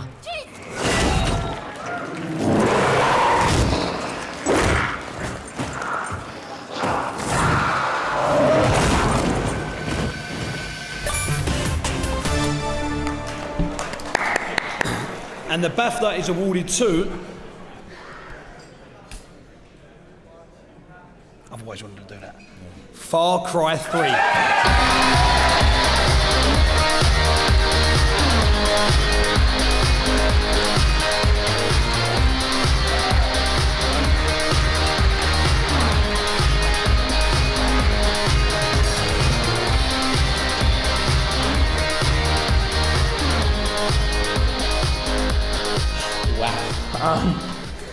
So, thank you, and I'd like to share a quote with you from Stanley Kubrick. The truth of a thing is in the feel of it, not the think of it. The basic purpose of a film, I believe, is one of illumination, of showing the viewer something he can't see any other way. With Far Cry 3, we tried to create a meaningful experience unique to the medium of games. And I am honored that the Academy finds it valuable enough to award it to us tonight.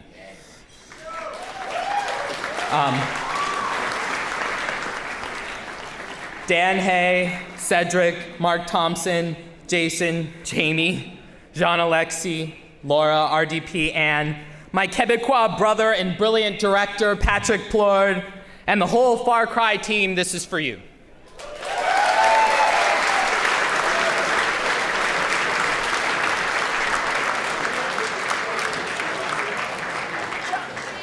If he'd set fire to his arms, that would have been cool. Just saying, I'm theatre, but you know. We arrive, ladies and gentlemen, at the last competitive category of the night, best game. Now, worth noting, by the way, that all of the juries are independent in these things, so any previous barnstorming successes this evening may count for nothing. I've seen it happen before in this room. All 6 of this year's nominees are exception, and all of them will go some way towards keeping the Pope entertained in his long retirement. To present, which is obviously foremost in our thoughts, to present the award, we have the author of the book, Yes Man, where he spent 6 months saying yes. I'm going to get you to shush for a second, people. Thank you. 2 more words to go. Where he spent 6 months saying yes to absolutely everything, and he said yes to us tonight. Please welcome filmmaker, comedian, writer, actor, presenter, and BAFTA winner, Danny Wallace.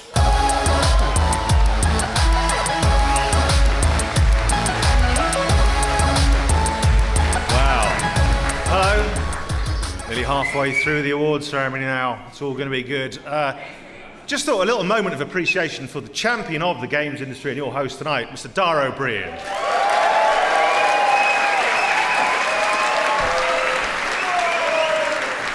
Exactly, chant away. So, let's have a recap of the titles that made a big splash in the games world in 2012. And let me hear you if you have something to do with these. The nominees for Best Game are Far Cry 3, FIFA 13, Dishonored, Journey, Mass Effect 3, and The Walking Dead. So are we ready to find out who the BAFTA goes to? I can tell you the BAFTA goes to Dishonored.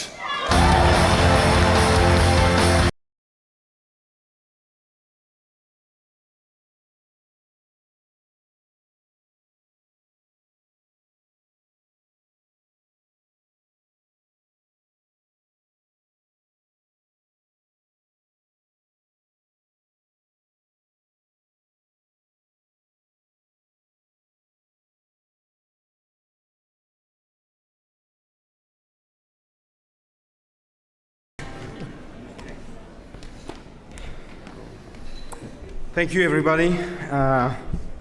We would like to thank everybody at Bethesda and ZeniMax who made this game possible. So thank you everybody. Yeah, and obviously our thoughts goes to the whole development team in both Lyon, France and Austin, Texas. Our creative directors, Raphael Colantonio and Harvey Smith, and our executive producer, Julien Roby. And yeah, we worked so hard for this. I mean, it's such a great honor. Yeah, I have no thanks left. Thank you, guys. I'm gonna thank my wife. I'm sorry, because obviously, if I don't shoot, she's going to kill me. So, and I want to take the opportunity to apologize to the British people for the bad spelling of Dishonored. Yeah.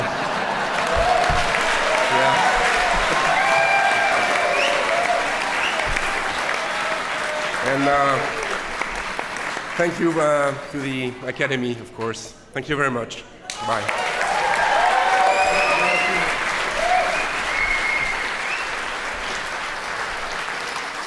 The winner of Best Game there, Dishonored. Okay.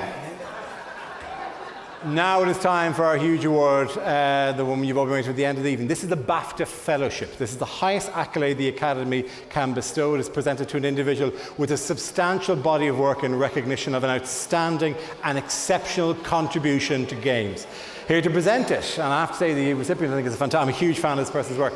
Here to present it, we have a legend in the entertainment industry from the last resort on. His chat shows have been groundbreaking, hilarious and occasionally controversial. He's no stranger to an awards ceremony. He's won and presented BAFTAs, and he's a regular host of the British Comedy Awards, which makes it even more astonishing that on top of all that, he's found time to be such a huge games enthusiast. Enjoy him while you can, because he won't be presenting next year in case he has to pronounce Wreck-It Ralph. Please welcome...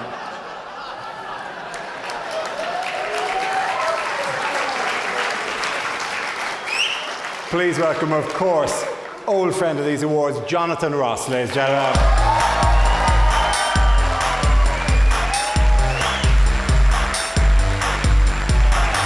Hello, everyone. I can pronounce Wreck-It Ralph perfectly well. Ladies and gentlemen, I hope you're having a lovely evening. Everyone watching at home on the internet, I hope you're having a great evening as well. This is the big one. This is an important part of the night, and I'm especially thrilled to be here this year because BAFTA and the UK computer and video games community are going to welcome one of the true greats of gaming.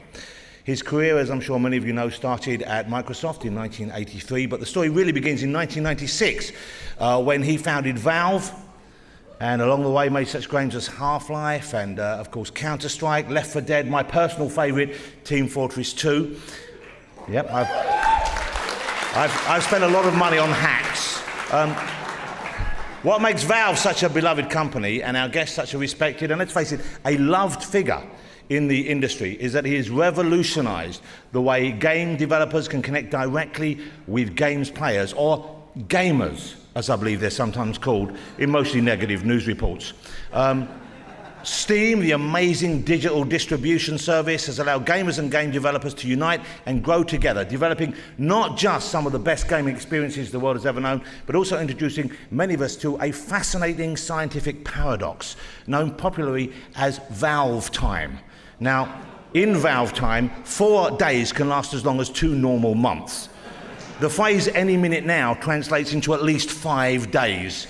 And as you wait, seconds become minutes, years go on and on. You find yourself trapped in the Valve time vortex. Remember, the only way to stay calm is to repeat the mantra, "It's ready when it's ready." But the thing that really keeps you sane, if you are suffering from Valve time, and the thing that makes it worthwhile is the fact that Valve's commitment to the community of their customers and their desire to make the best possible games, that means that if Half-Life 3 finally ever appears, you know it will be absolutely worth the wait. No surprise to any of you here, the man I'm talking about is, of course, Gabe Newell, known as Gaben, to his legions of fans all over the world. Gabe is legendary for always being open to what the gamers want. Gabe is adored by gamers because he builds new markets, new models and new structures with new priorities in mind. Not just about getting great games out there, but also it's about changing the tides of the industry in the direction that the people themselves want to swim. He's a great listener, which makes him truly interactive. You may, of course, know all about his work, but for those of you who don't, or those who need a reminder, I'm going to show you something in a minute. But first of all, we had so many people, some of the biggest names in the gaming industry, write to us and tell us what they thought of Gabe. We were going to read a lot of quotes out, but I thought I'd settle for just one, because among the many glowing quotes we were sent was this from BAFTA fellow Peter Molyneux. Of course, we all know Peter, creator of Populous, Theme Park, Black and White Fable, and of course, recently, Curiosity, which managed to be both innovative and incredibly boring at the same time, which is a remarkable achievement. Anyway, Peter wrote about Gabe. He said, Gabe and Valve had a huge impact on all of our lives. From the astounding Half-Life series to the platform that is Steam, Gabe is not just ahead of the innovation curve, Gabe is the innovation curve. Everything Gabe has touched is magical, from the way he runs the company to every product he and Valve create. Every design meeting I attend, someone always references some groundbreaking Valve title and how great it is. That's from Peter, and that's from someone who knows gaming, and that's the truth. For those of you who aren't familiar with these games, here is just a taste of Gabe and Valve's work.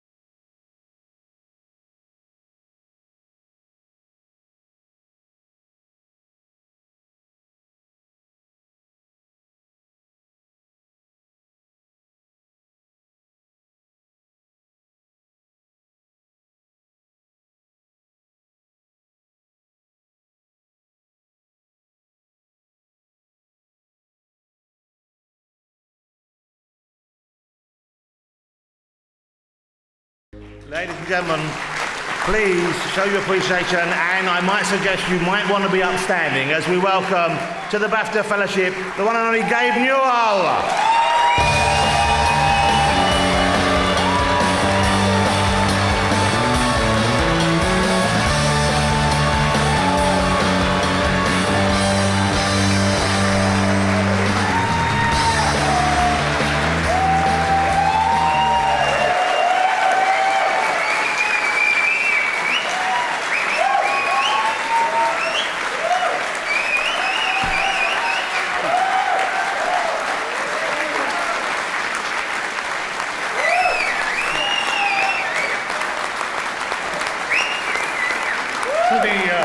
That moves slower than Valve time is award show time, so I'll try to be concise.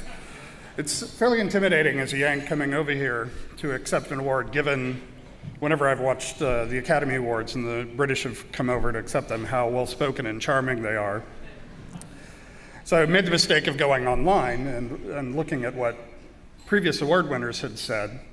And they were all wearing tuxedos, and I was like, oh my God, they expect me to be dapper and eloquent. This is going to go very poorly. Now, everything that we do at Valve is really a collaboration. I tend to show up at award shows, but everything we've done, our games and Steam, is the result of a collaboration among all of us. So I decided to ask some of my colleagues what it is that I should say in this speech. So I asked Eric Wolpow, who's the writer on Portal 2, and he said I should read from the love song of J. Alfred Prufrock.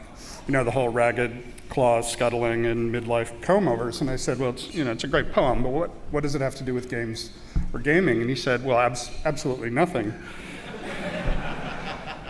And so I asked Eric Johnson what I should do, and he said I should just come up on stage, say, go Hawks, knock the mic stand over, and walk off. And an American football club is about the only thing that has less to do with gaming than E.E. Cummings. So I realized that even though everything that we've done to deserve this award has been the result of our collective efforts, that they were pretty much leaving me on my own to actually accept this award.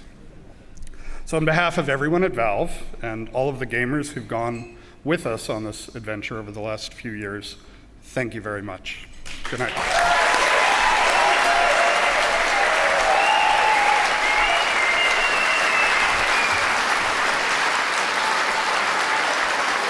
Winner of the BAFTA Fellowship, ladies and gentlemen, Gabe Newell.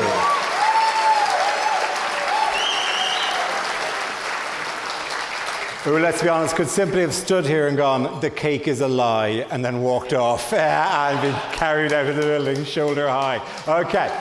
That, ladies and gentlemen, is it for the evening. It's been a brilliant night. As you all head up to the bar, I confidently predict that in a couple of hours this entire place will look like a level from The Walking Dead. But if you get so drunk you forget what happened tonight, you can relive the entire thing by watching 2012 BAFTA Games Awards, the winners, on Challenge TV on March the 11th at 10 p.m. It's been a pleasure, lads. Well done on a fantastic year. Thank you very much. Good night. We'll see you again. Good luck. See you later.